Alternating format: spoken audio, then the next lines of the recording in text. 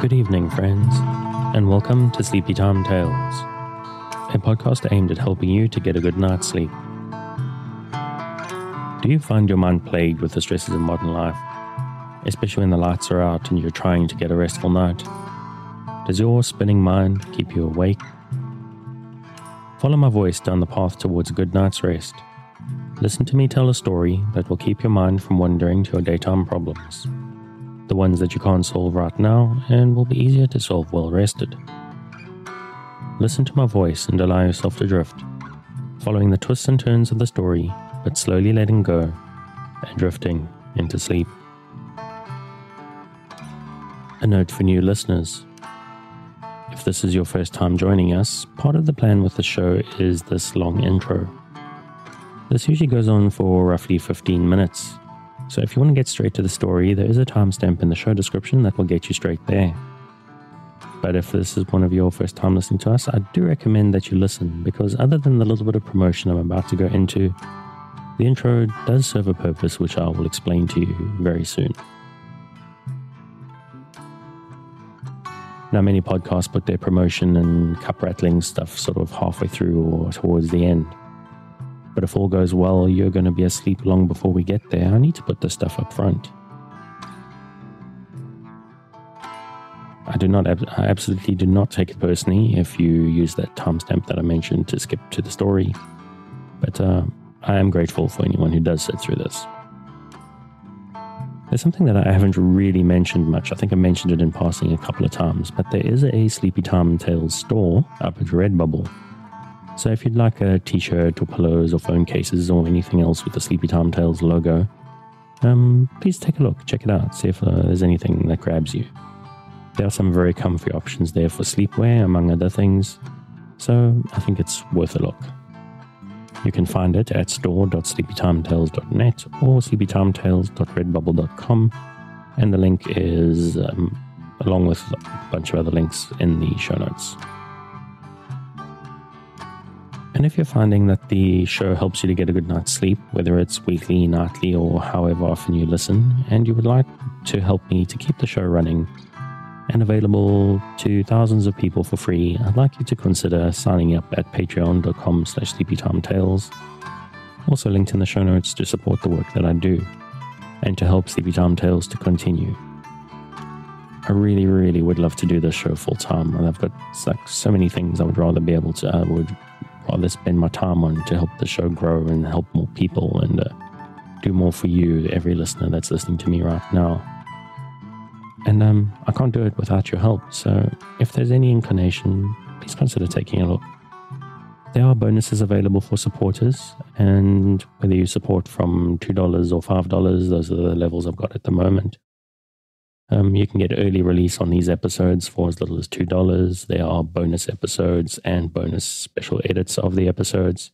So if you don't like the intro or you don't like to listen to this promotional section, you can sign up for $5 a month and essentially get rid of all commercials, as well as get bonus weekly minisodes. Also, if you sign up at the $5 level, I will, once lockdown is over, send you a fun touristy postcard from Durban, South Africa in the mail. I sent some of those out around November, December, and I think people enjoyed them quite a lot. So if you're finding it beneficial and have the means and inclination to help me to keep the show going and available to help other people get a good night's sleep, please consider signing up at whatever level is comfortable to you to continue supporting my work. But another way you can help to spread the word is to just tell people about the show. If there's people you know are struggling to get a good night's sleep, just mention it.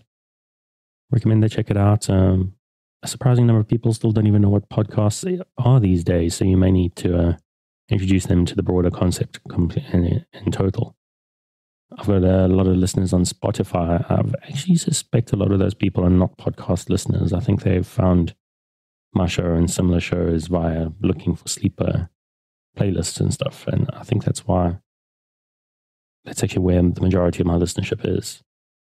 I mean, if you're listening on Spotify and you're not really familiar with podcasts, I recommend checking them out. There's a lot of very fun stuff out there. Wow, kind of got sidetracked. But yeah, so if you know someone who's struggling to sleep, recommend Sleepy Time Tales to them. If you recommend the show on social media, make sure to tag me in so that I know and can thank you. The tag is at Sleepy Time Tales on Instagram or Twitter. I don't really ask for reviews much. I know for people, it's actually not a trivial thing. It's actually not that easy to review a podcast, even if you're listening on Apple Podcasts. But I do appreciate when I get them, and I got some in March that I haven't shouted out. So I'm going to read one here. This is from Esther Dotter, who wrote a review on the 7th of March. She gave me 4 stars and had a fair comment, but it's a very sweet review. She says, perfect choice of stories and lovely voice, but he needs to slow down on the story reading. And I actually went back and listened to some of these stories that I read in February, or that I recorded in February, and I don't know why I was actually reading those a little bit too fast. And since I got this review, I have been working on it. So Esther Dotter, thank you for the comment. Thank you for the feedback, which I think has made the show stronger. And I wouldn't object to hearing from you again and seeing if you're happy with the changes. And also generally, anyone wants to reach out and have a chat. These days of social isolation, I'm with my family, but I know some other people maybe are not. And just pop me a line. We'll get to have a little bit of a chat, get to know people. You can reach me at contact@sleepytimetales.net if you have any feedback about the show, any specific requests, anything. I'm open to listener feedback. And I haven't really asked for it much lately, and I regret that. I haven't heard from people in a while, a few people, but not as much as the early days. So sorry about that. And please drop me a line if you just want to say hi. I think that's that on that topic. Yeah, so I'm waffled on already enough, so let's get back to the main story. Before we do, I just want to, as always, shout out the music. The song is Un Désert by the artist Kumiko. Their music, I got it on the Free Music Archive, and I've linked their website in the show notes because they've got some very cool stuff that they release under different names, different styles. So I recommend checking it out. And that's enough of that, so thank you very much. Back to the show. So what exactly is Sleepy Time Tales? What is it for? It's a bit of a strange idea, isn't it? It's a podcast that you're supposed to fall asleep to. But lack of sleep is a health crisis in the 21st century, and this is a podcast that is intended to help those that it can to get a restful night. Do you find yourself lying awake at night with your mind spinning in emotions in turmoil with the anxieties of 21st century life? Do you wake up in the middle of the night and find yourself not quite able to doze back off at 3 a.m.? I'm here to help. My name is Dave, and I'm your narrator, here to help you into a restful night. I'm someone who has struggled to sleep ever since I was a baby. My parents had sleepless nights with me for many years, and even once I got old enough not to bother them anymore, I always struggled to sleep. It was fairly late in life, actually, in around my mid-30s, when I discovered that the sound of droning voices, particularly male ones, have a tendency to act almost like a tranquilizer for me. I started listening to podcasts at night because I couldn't sleep, and then I would find myself waking up at the end of the podcast when the music kicked in and I'd missed everything that I was trying to listen to. Eventually, I discovered that there are podcasts out there aimed specifically at helping people to get some sleep. But I tried a few out, and when I recommended them to other people, they often didn't quite go for it. They either didn't get it or they didn't like the narrator's voice. So I thought, I've got a boring, droning male voice. Maybe I can help some people out. And here I am. Now, every episode starts with this long intro. It starts with a little bit of promotional stuff and then goes on in total for usually roughly 15 minutes. It's the part of the show that I actually haven't gotten any complaints about it in a while, but it is the one thing that when I have had issues, it's been something that people have had negative things to say about. But the fact is it's there for two reasons. The first reason is if you're new to the show and new to sleep casts and need a little bit of a case made, an explanation for why you should listen to the show and why maybe it'll work for you. This is what it's for. And for people who've been listening to the show for a while, there is another purpose as well. Now, I'm trying to get people to sleep, but insomnia is a habit that we develop. We are used to being distracted and our mind spinning and stuff, and the best way to replace bad habits is to create new ones. What I'm trying to do here is I'm trying to give people a new habit. So for people who've been listening to the show for a while, while I'm droning on and talking nonsense and explaining the point of the show to new listeners, they put this on and leave it drone in the background and brush their teeth and get their room ready and make sure it's warm but not too warm and snuggle down into their blankets so that they are sort of mentally prepared for the story by the time it arrives. A lot of people suspect they're asleep before we even get to the story, and that's a real success for me. Because what we're trying to do here is we're trying to build a space together. We're trying to build a nest or a little cabin in the woods, something for you to curl up in and be safe and get a good night's sleep. As far as I know, there's a couple of possible ways to engage with the show. For me, when I listen to my sleepcasts, I need something that I can focus on. I need to listen to someone talking, and I need to listen to a story and to focus my mind, to stop it spinning into stress and anxiety, which is the main thing that gets in the way of my good night's sleep. I need to focus just enough not to resist the embrace of a night's sleep when it comes for me. For some people, it's a little bit more primal. White noise generators and the like are a big thing these days, but some people might not like that specifically. Some might need the sound of the rain or the sound of the ocean or maybe some boring dude just droning on in the background. But I'm here for you. I'm here to look after you, and I'm here to help you get a good night's sleep. So whether you're just going to let me drone on in the background and not pay attention, or actually listen to what I'm saying and drift off, there's no wrong answer. Whatever works for you is what matters. Tonight's story is, I'm starting to realize I think I'm having a little bit of a theme. Not every episode lately, but most episodes lately have been sort of high society stories. People in the city hanging around with the wealthy and the rich, and I'm not sure if that says something about me, that these are the stories I'm gravitating to. Actually, I don't think it is. It's like pretty random. I just pull up, I honestly just look up random stories, do a quick skim through and start reading them. It keeps it interesting for me and fresh for me. And I think it keeps it fresh for the listeners. But I think I need to move on to something a little bit slightly different themed for the next couple of weeks at least. This is a story of some high society young men going out for a dinner, and the story later on moves into adventure, but we don't get there because this will be over in about an hour and the adventure hasn't started by then. But really the story that I'm telling doesn't matter, whether it's adventures or young men and young women in high society, or last week me telling people about how to breed turkeys in New England. It doesn't matter. Whatever the story is, you just listen and you don't force it. You keep a light mental grip on the thread of the tale and allow sleep to come for you. Now, obviously, I'm hoping that you're asleep before I get to the end of the episode, but it's important that you don't feel pressurized. It may not work on the first night.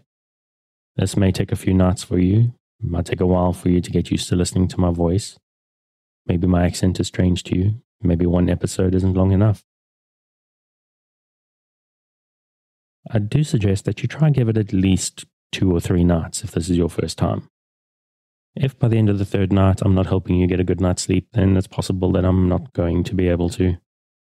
And then there are other options out there that may be able to be more helpful. I know I can't help everybody, I'd like to, but not everything works for everybody, and different people have different types of insomnia. So, also, I do have at least one listener that I know of who listens to multiple episodes in one night. He doesn't necessarily fall asleep, but he still finds it relaxing to lie there and listen to me droning on in the background, even if he's not quite falling asleep yet. What I do with my shows is I've got like 10 hours of the shows that I listen to all downloaded, and I just start with the latest episode and I let them run through the night. I lie down in the dark with my earbuds in and just let it go. I usually manage to get to sleep okay lately, but what gets me is I wake up at 3 a.m. at night. Often I don't even realize I'm awake and I end up lying there half asleep, half awake, and almost get to morning. What I do now is if my earbuds are falling out, I just pop them in and let the voices take me back to sleep again. Sometimes I wake up like 30 minutes before my alarm goes. Usually I carry on listening and whoop, I'm back out again. It may seem pointless.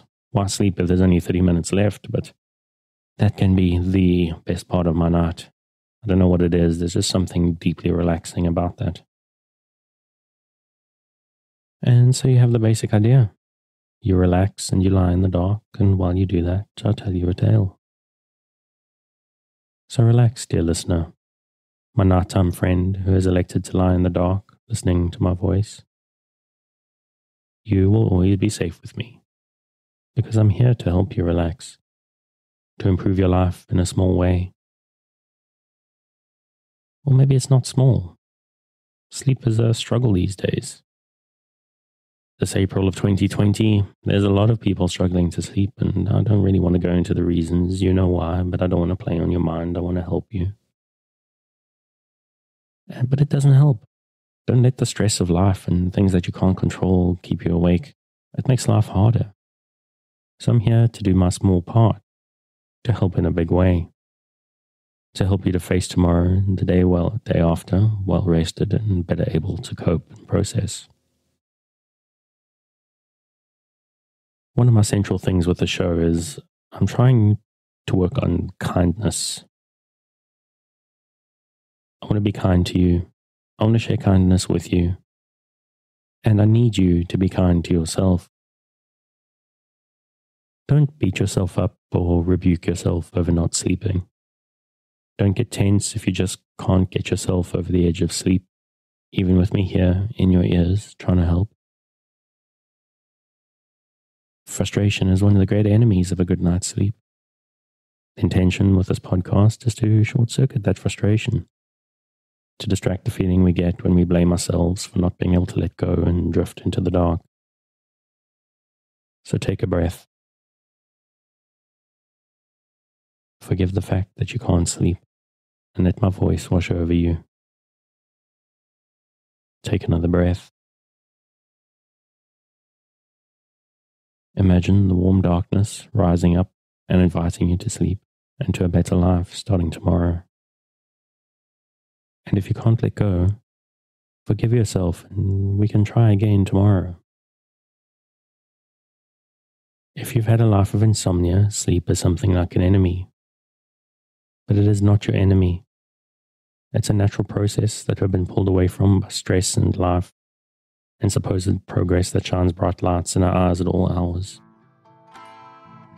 I'm here to work with you, to create a safe space, a cocoon in which you can curl up and allow nature to take its course. So if you're still with me, thank you for staying. If you're already asleep, we'll chat again soon. And of course you aren't hearing me, except maybe in a dream.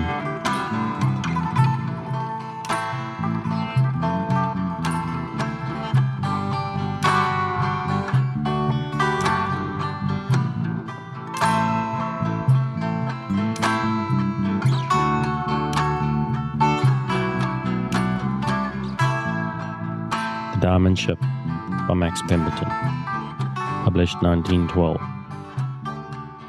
To the Reverend William Baker, P.D., late headmaster of Merchant Taylor School, this book is gratefully inscribed by his old pupil.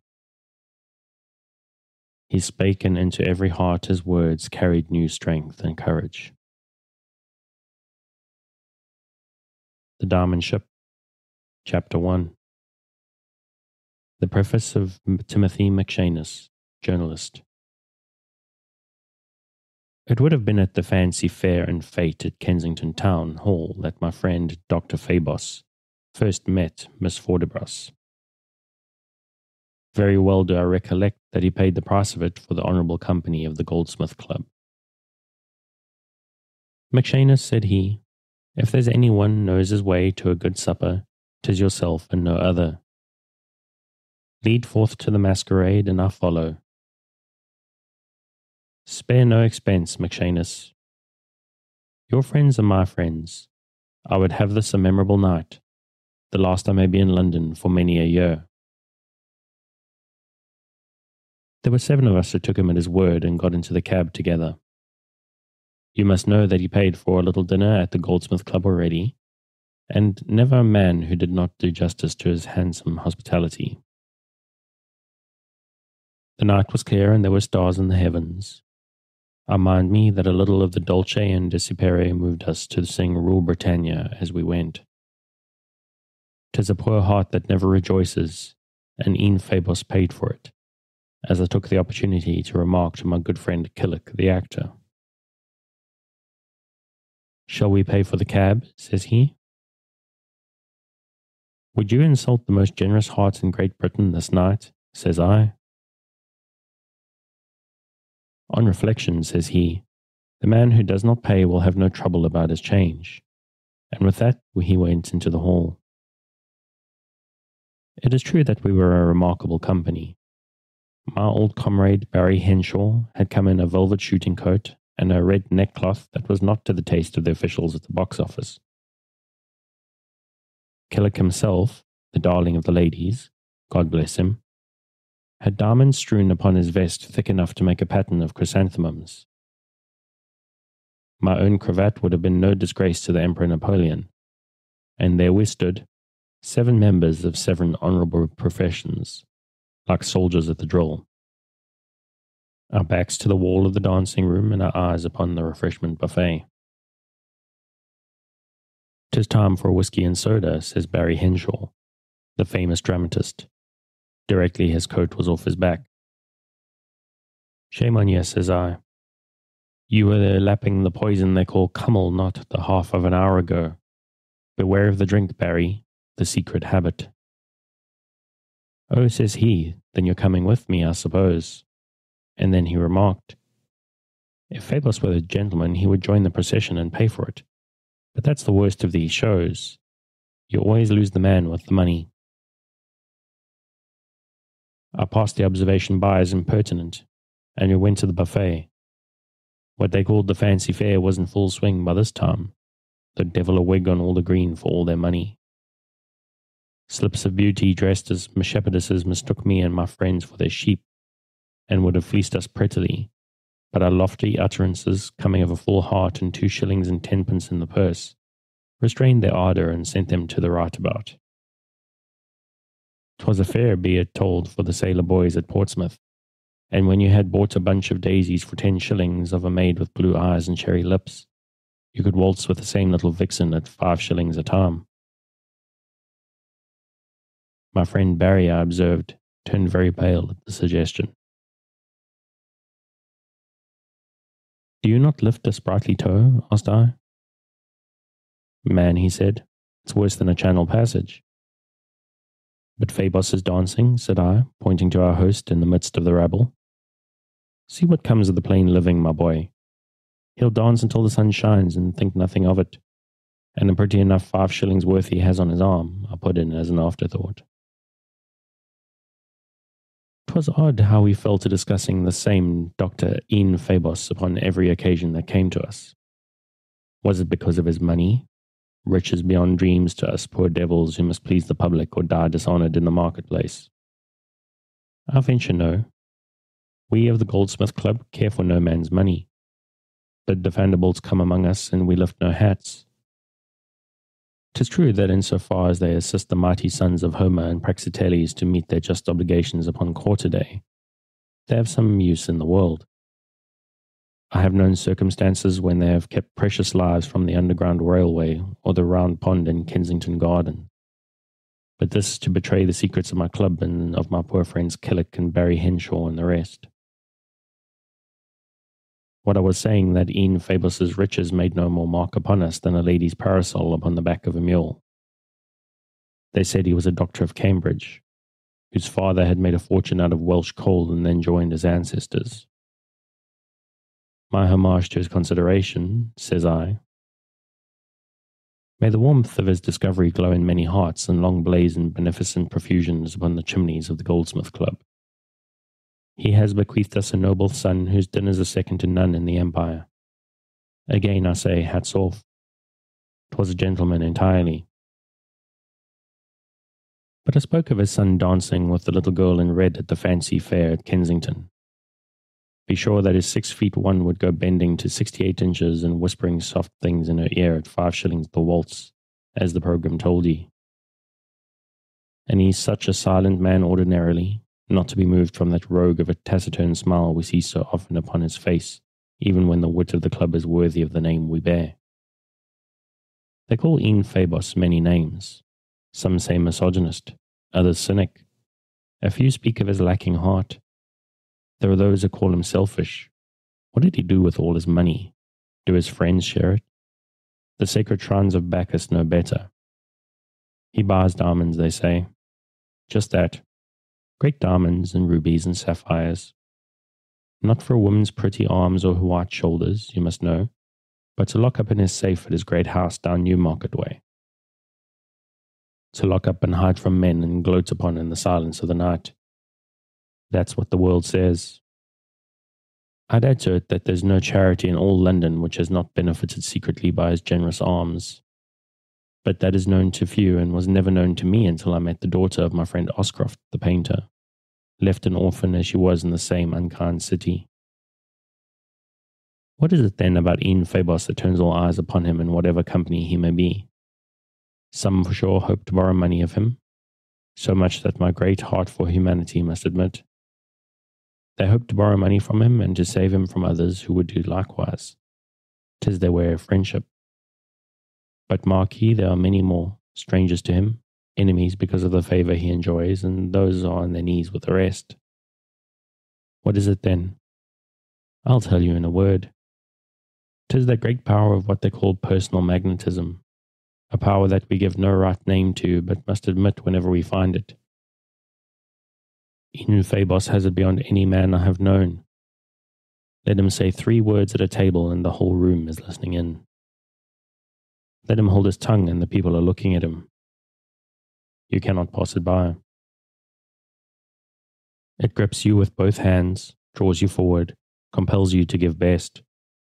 And that's why men gather about my friend, Dr. Ian Fabos, as they would about the fine gentlemen of old Greece could they come back to this London of ours. They have no will of their own when he is among them.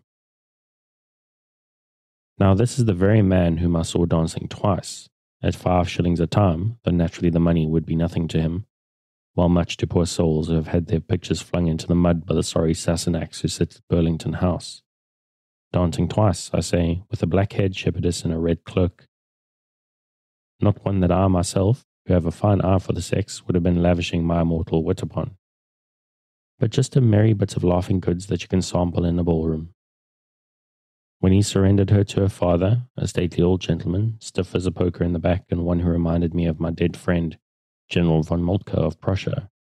When he did this, I say, and I asked him who she might be, he answered me with the frankness of a boy.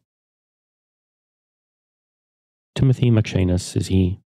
She's the daughter of the General Fordebras, whose ancestor went to America with the Marquis de Lafayette. That is the beginning and end of my knowledge. Lead me forth to the cellar, for I would quench my thirst. Not since I was the stoke of a great lender boat out at Healy did I drop from my brow such honest beads of sweat. Man alive, I would not go through it again for the crown ruby of Jetsapor. Your friend Lafayette was known to my grandfather, says I, leading him straight to the buffet, though I do not remember to have met him. It is for the labour that you speak of. I would ask you why you do it, if you have no stomach for it. To dance or not to dance, shall that be the question? Not for such men as we, Dr. Fabos. not for those who dwell upon the Olympian heights and would fly higher if you could oblige them with the loan. He cut me very short, mistaking my words. Not a man who is given to what is called dramatic gesture, I was much astonished when he took me by the arm and, leading me away to a corner, made the strangest confession that I ever fell from such a man's lips. "I danced with her, McShamus," said he, "because she is wearing the bronze pearls that were stolen from my flat just 3 years ago." Be sure that I looked hard enough at him. "Is there but one bronze pearl in the world?" I asked him, after a while of surprise. He turned upon me that weary smile which intellect may turn upon curiosity sometimes, and rejoined me as one who pitied me. "There are just 10 of that particular shape, McShamus, and she is wearing 4 of them in the pendant she has upon her neck. The heart of it is a rose diamond which once belonged to Princess Marguerite of Austria. There is a sweet little white sapphire in the ring she wears that I fancy I remember somewhere, but the truth of it has gone out of my head. If she will give me another dance by and by, I will tell you more perhaps, but do not speculate upon my actions any further. You have known me long enough to say that waltzing is not an employment which usually occupies my attention." "'Tis true as all the Gospels," cried I, "and yet, what a story to hear! Would you have me think that this yon bit of a girl is a thief?" "Oh," says he, with his clear blue eyes full upon me, "does an Irishman ever give himself time to think? Come, McShamus, use your wits. If she or her father knew that the jewels were stolen, would she be wearing them in a ballroom in London?" "Why, no, she certainly would not." "Wrong every time, Timothy McShamus. She would wear them for mere bravado. That's what I've been telling myself while I danced with her. If she does not know the truth, her father does." "What, the military-looking gentleman who so closely resembles my friend General von Moltke?" "No other at all. I have my doubts about him. He knows that his daughter is wearing stolen jewels, but he has not the smallest idea that I know. Either that, or is clever enough to play Hamlet in a tam o' shanter. Excuse my unwanted agitation, McShamus. This is really very interesting." I could see that he found it so. In all the years I have known him, never have I seen Ian Fabos so much put about or so little anxious to escape from his own thoughts. Fine figure of a man though he was, with great square shoulders hammered out in the rowing boats, a very Saxon all over him, with curly brown wig and clean-shaven chin, and boy's eyes and a man's heart. That was the body corporate of Ian Fabos. His mind not a man among us had ever read. I would have named him yesterday the most careless banker of his riches and money in the 3 kingdoms of Ireland, Wales, and England. And here I found him, set thinking like a philosopher, because he stumbled across a few paltry pearls stolen from his cabinet. Should I alter my opinion of him for that? Devil a bit. 'Twas the girl of whom he thought I could see. So here was Timothy McShamus deserting the baked meats, to say nothing of his convenient corner in the buffet, to go out and stare at a red shepherdess with picture books and maze-bop to sell. And what kind of a colleen was it that he saw? Why, nothing out of the ordinary when viewed from afar. But come a little closer and you shall see the blackest and the wickedest pair of eyes that ever looked out from the face of a Venus. 'Tis no common man I am in my judgment of the sex, but this I will say, that when the girl looked at me, she found me as red in the face as a soldier at a court-martial. Not tall above the common, her hair deep chestnut, running almost to black, her mouth just a rosebud between 2 pretty cheeks. There was something of France and something of America helping each other out to make a wonder of her. Young as she was, and I supposed her to be about 18, her figure would have given her 5 years more according to our northern ideas. But I, who knows Europe as I know Pall Mall, said no, she is 18. And America has kept that peach blossom upon her cheeks. Had I been mistaken, her voice would have corrected me. 'Twas a young girl's voice when she spoke, clear and musical as the song of silver bells. "Now won't you buy a novel?" she said, bustling up to me like a bunch of roses. "Here's Sir Arthur Hall Rider's very latest, an autograph, copy for 1 guinea. "Me dear," says I, "'tis Timothy McShamus who reads his own novels. Speak not of his poor rivals." "Why, how clever of you," says she, looking at me curiously. "And of course your books are the best. Why didn't you send me some to sell on my stall?" "Bedad, and they're out of print, every one of them," says I, speaking the Sassenach's tongue to her as it should be spoken.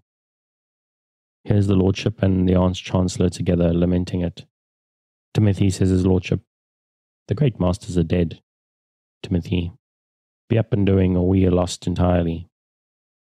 The riches of America could not buy one of my novels unless it were that you found one of them upon an old bookstall at 4 pence. She didn't know what to make of me. "How strange that I don't know your name," says she, perplexed. "Did they review your novels in the newspapers?" "My dear," says I, "the newspaper reviewers couldn't understand 'em. Be kind to them for it. You can't make a silk purse out of a sow's ear any more than you can make black pearls out of lollipops. Could it be Timothy McShamus would be driving his own motor car and not reduced in the back seat of the omnibus? 'Tis a strange world with more wrong than right in it." "You like my pearls then?" she asked. I said they were almost worthy of her wearing them. "Papa bought them in Paris," she ran on, as natural as could be. "They're not black, you know, but bronze. I don't care a bit about them myself. I like things that sparkle." "Like your eyes," cried I, searching for the truth in them. For sure I could have laughed aloud just now at my friend Phoebus's tale of her. "Like your eyes when you were dancing a while back with a doctor of my acquaintance." She flushed a hair's breadth and turned her head away. "Oh, Dr. Phoebus, do you know him then?" "We have been as brothers for a matter of 10 short years." "Is he killing people in London, did you say?" "No such honourable employment. He's just a fine, honest, independent gentleman. You have nothing much richer in America, maybe. The man who says a word against him has a lot to answer Timothy McShamus. Let him make his peace with heaven before he does so." She turned an arch gaze upon me, half laughing at my words. "I believe he sent you here to say so," cried she. "Indeed, and he did," says I. "He's anxious for your good opinion." "Why, what should I know of him?" says she, and then turning to stare after him, she cried, "There he is, talking to my father. I'm sure he knows we're picking him to pieces." "Pearls every one," says I. "Oh, Dad is calling me," she exclaimed, breaking away upon the words and showing me as pretty an ankle when she turned, as I am likely to behold out of Dublin. A minute afterwards, what should I see but the General and her walking off with my friend Phoebus, just as if they had known him all their lives. And may the great God back us, to say nothing of the little divinities who preside over the baked meats, may they forgive him. I cried to Barry Henshaw and the rest of the 7. He has gone without leaving us the money for our supper, and 'tis 2 and 10 pence halfpenny that stands for all capital I have in this mortal world. We shook our heads in true sorrow and buttoned our coats about us. In thirst we came, in thirst we must return. And for a bit of a colleen that I could put in my pocket, says I, as we tramped from the hall. But what the other said I will make no mention of, being a respecter of persons and of the King's English. God bless him. Chapter 2, in which Harriet Phoebus tells of her brother's return to Deep Dean Hall in Suffolk. I have been asked to write very shortly of what I know of General Forderbrus and of my brother's mysterious departures from England in the summer of the year 1904. God grant that all is well with him, and that these lines will be read by no others than the good friends who have not forgotten me in my affliction. It was, I think, in the December of the previous year that he first met the General in London, as I understood from him, at a fashionable bazaar at Kensington. This circumstance he related to me upon his return, and his sister's interest in Joan Forderbrus could not be but a growing one. I recollect that the General drove over one day in the spring from Newmarket and took luncheon with us. He is a fine stately man with a marked American accent, and a manner which clearly indicates his French birth. The daughter I thought a pretty, winsome child, very full of quaint sayings and ideas, and so unlike our English girls. Ian had spoken of her so often that I was not prepared for the somewhat distant manner in which he treated her. Perhaps in my heart I found myself a little relieved. It has always been a sorrow to me to think that the one I loved so well as brother Ian might some day find my affection for him insufficient. General Fordybrus, it appears, makes a hobby of yachting. He lives but little in America, I understand, but much in Paris and the South. Ian used to be very fond of the sea, but he has given it up so many years that I was surprised to hear how much a sailor he can be. His own pet things, the laboratory, the observatory and our grounds, his rare books, above all, his rare jewels, were but spoken of indifferently. General Fordybrus is very little interested in them, while his daughter is sufficiently an American to care chiefly for our antiquities, of which I was able to show her many at Deepdene. When they left us, it was to return to London. I understood, and then to join the General's yacht at Cherbourg. Ian spoke little to me of these people when they were gone. I felt quite happy that he made no mention of the daughter Joan. Very foreign to his usual habits, however, he was constantly to and fro between our house and London, and I observed, not without some uneasiness, that he had become a little nervous. This was the more remarkable because he has always been singularly fearless and brave, and ready to risk his own life for others upon the humblest call. At first I thought that he must be out of health and would have had Dr. Wilcox over to see him, but he always resents my attempts to coddle him, as he calls it, and so I forbore and tried to find another reason. There is no one quicker than a sister who loves to detect those ailments of the heart from which no man is free. But I had become convinced by this time that Ian cared nothing for Joan Fordybrus, and that her absence abroad was not the cause of his disquietude. Of other reasons I could name none that might be credibly received. Certainly money troubles were out of the question, for I know that Ian is very rich.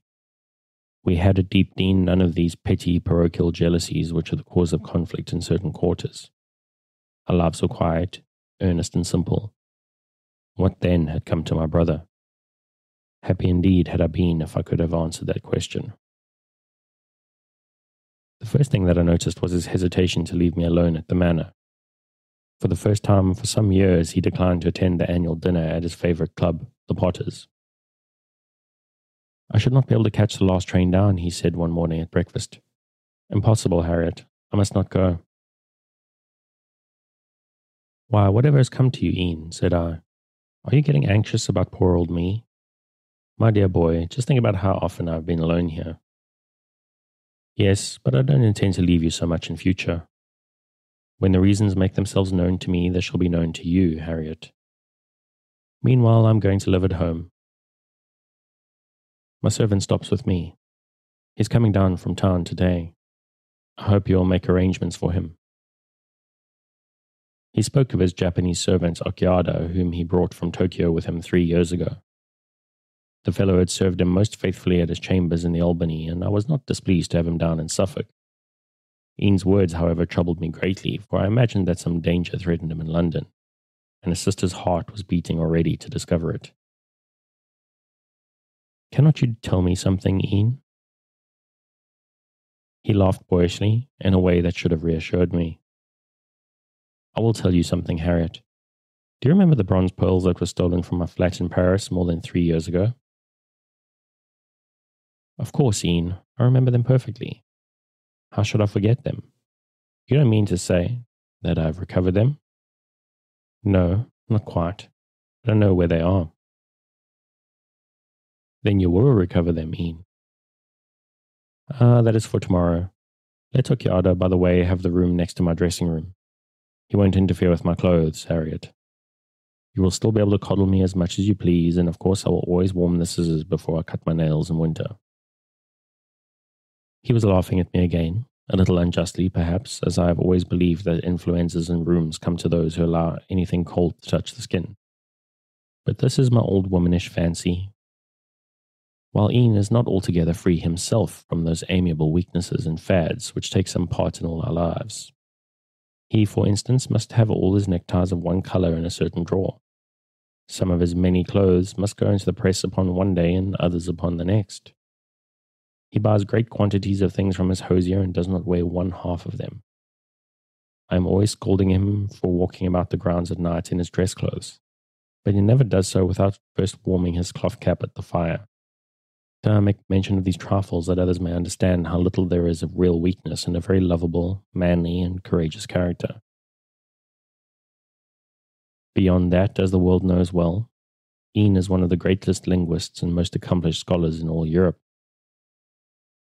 Now, had I been clever, I should have put two and two together, and have foreseen that what Ian really feared was another attempt upon the wonderful collection of rare jewels he has made. A collection the existence of which is known to very few people, but is accounted among the most beautiful and rare in the country.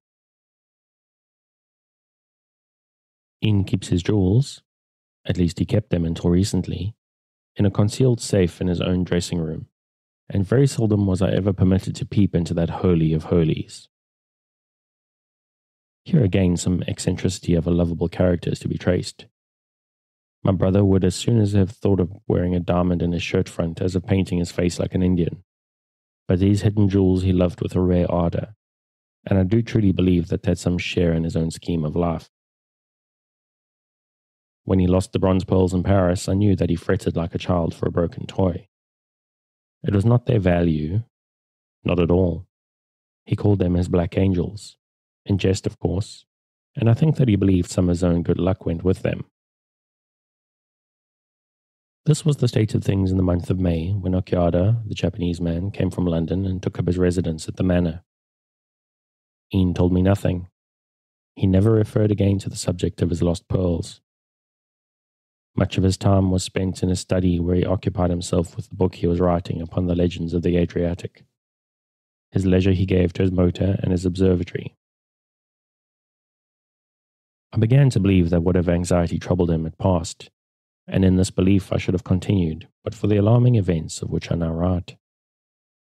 And this brings me to the middle of the summer, to be exact, on the 15th day of June in the year 1904. Chapter 3, in which Harriet Fabos continues her narrative. Ian, I remember, had come in from a little trip to Cambridge about 5 o'clock in the afternoon. We had tea together, and afterwards he called his servant, Okiada, to the study, and they were closeted there until almost dinner time. In the drawing room later on, Ian proved to be in the brightest of spirits. He spoke, among other things, of some of his deserted hobbies, and expressed regret that he had given up his yacht. "I'm getting old before my time, Harriet," he said. "The pantaloon and slippered stage is a tragedy for 33. I think I shall get another boat, sister. If you are good, I will take you to the Adriatic again."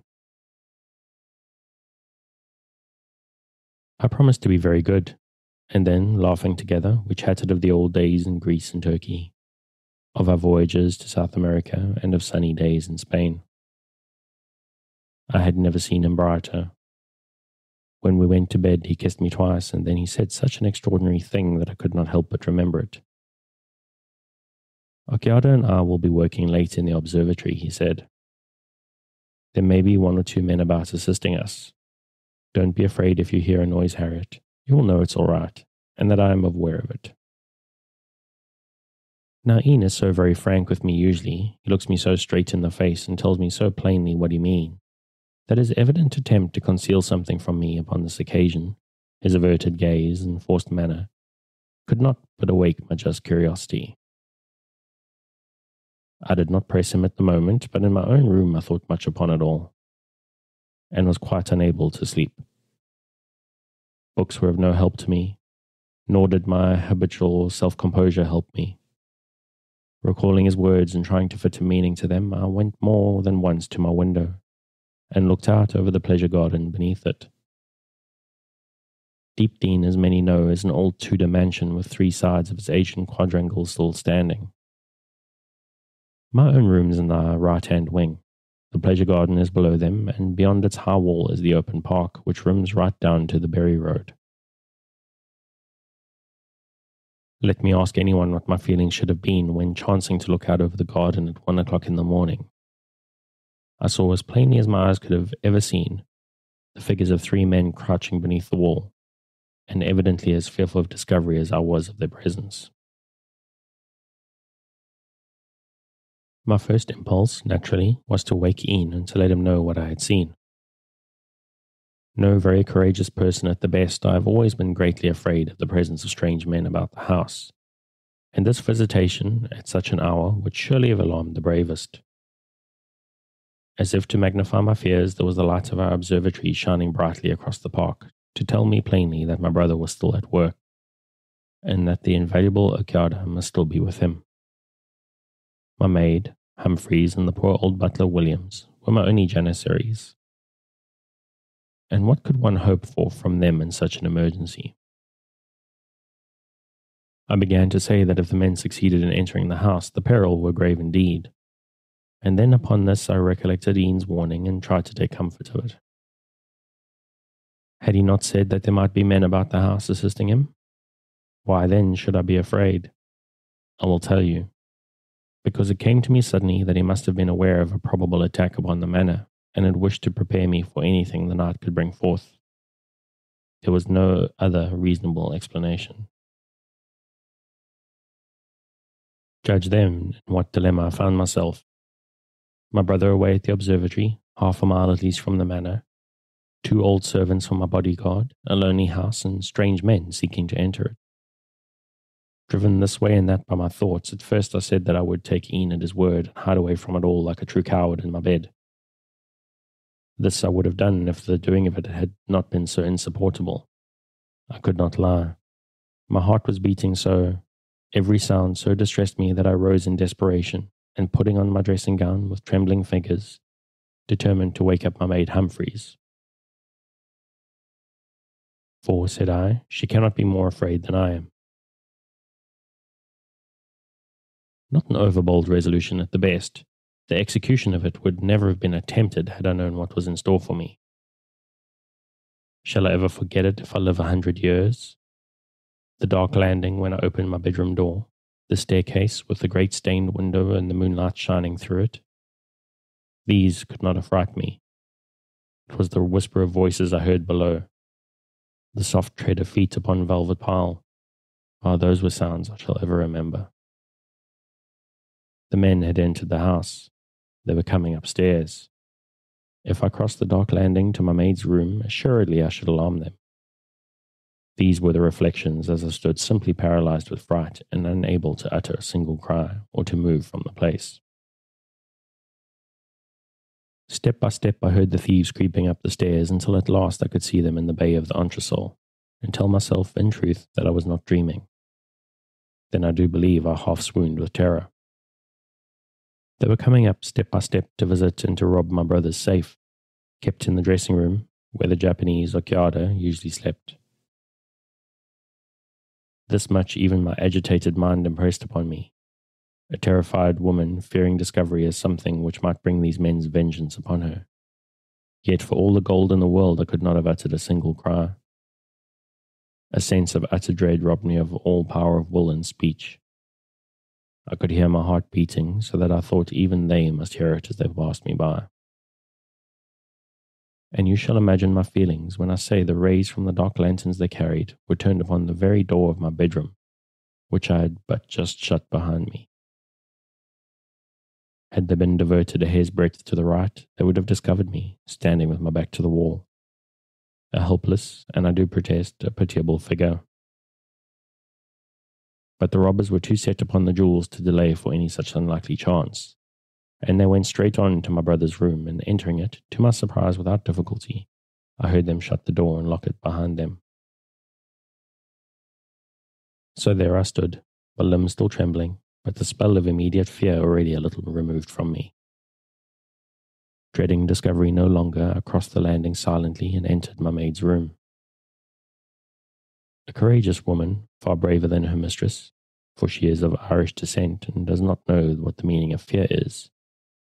She kept me with as little concern as if I had been ordering her to go shopping in Cambridge. The master's away in the park, she said. Then we must fetch him, mistress. I'll go myself. Do you wait here with me until I'm dressed? I dreaded being left and made no scruple to tell her so. Well, that's all right, she exclaimed quite cheerily. I'll go and call Williams. They'll be off fast enough, mistress, if they get the diamonds. Now do you just sit here quietly and think nothing at all about it. I'll be there and back like master's motor car. Sure, the impudence of them, to come to this house of all the places in the world. They'll be robbing Buckingham Palace next. She was dressing the while she spoke, and being ready almost immediately, she put a shawl about her shoulders and made to set off through the park. When she had gone, I locked the door, coward that I was, and sat all alone in the darkness, praying for my brother's coming. Indeed, I think that I counted the minutes and had come to the belief that Humphreys had been gone for a quarter of an hour, though I make sure now that it had not truly been more than 5 minutes, when a terrible cry, something so inhuman, so dreadful as to be beyond all my experience, ran out through the house, and was repeated again and again until the very night seemed to echo it. What had happened? Had my brother returned then? Was it his voice I heard? Not for £100,000 could I have remained any longer in that dark room with these dreadful questions for my company, and unlocking the door I ran out into the landing, calling Ian, for God's sake tell me what has happened.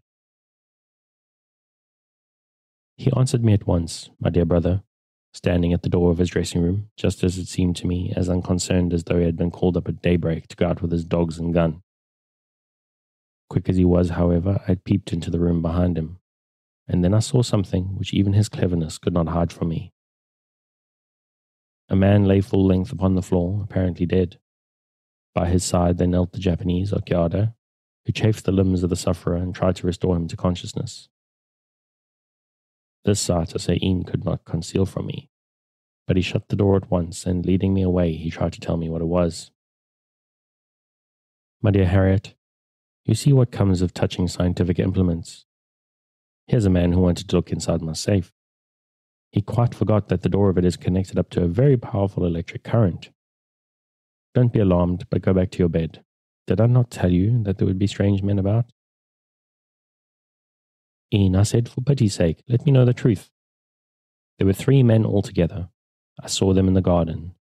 They passed me on the stairs. They were robbers. Ian, you cannot hide it from me. You poor little Harriet, he said, kissing me. Of course they were robbers. I've been expecting them for a week or more. Did I tell you I should be in the observatory? That was foolish of me. But there was a light there, dear. Ah, yes. I wished my guests to think me stargazing. 2 of them are now returning to London as fast as their motor car can carry them. The other will remain with us to recuperate. Go back to bed, Harriet, and tell yourself that all is as well as it could be. Ian, I said, you are hiding something from me. My dear sister, he replied, does a man in the dark hide anything from anybody?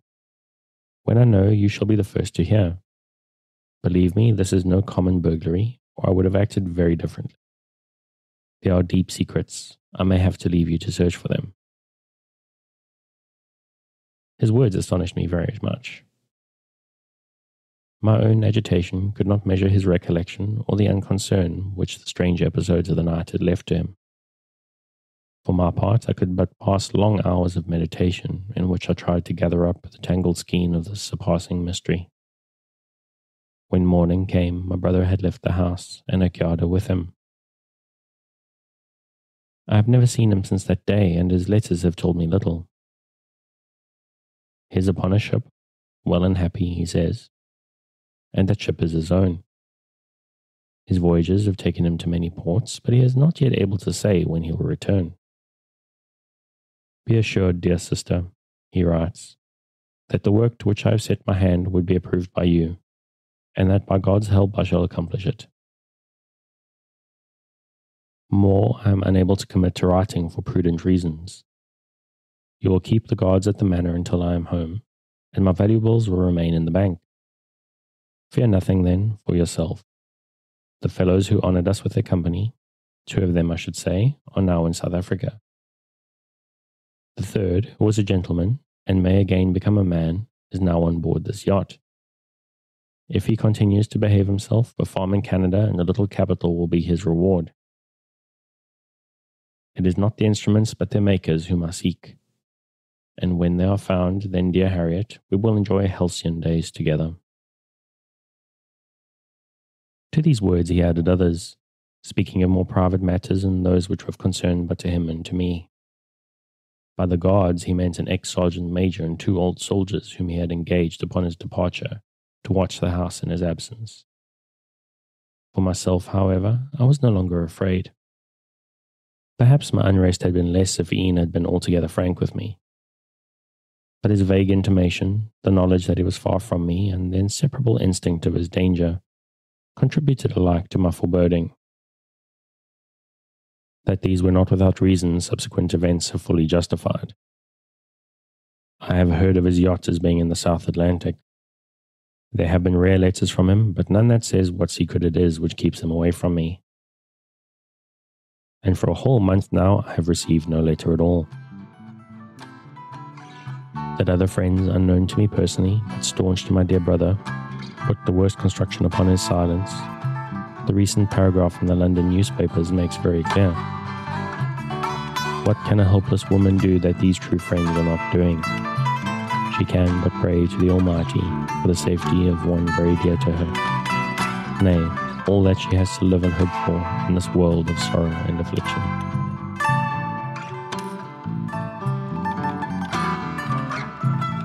Thanks again for joining me on this episode of Sleepy Time Tales, the podcast designed around a bedtime story to help you to get a restful night. New episodes will be released every Sunday night to give you something fresh to help you rest in a new week.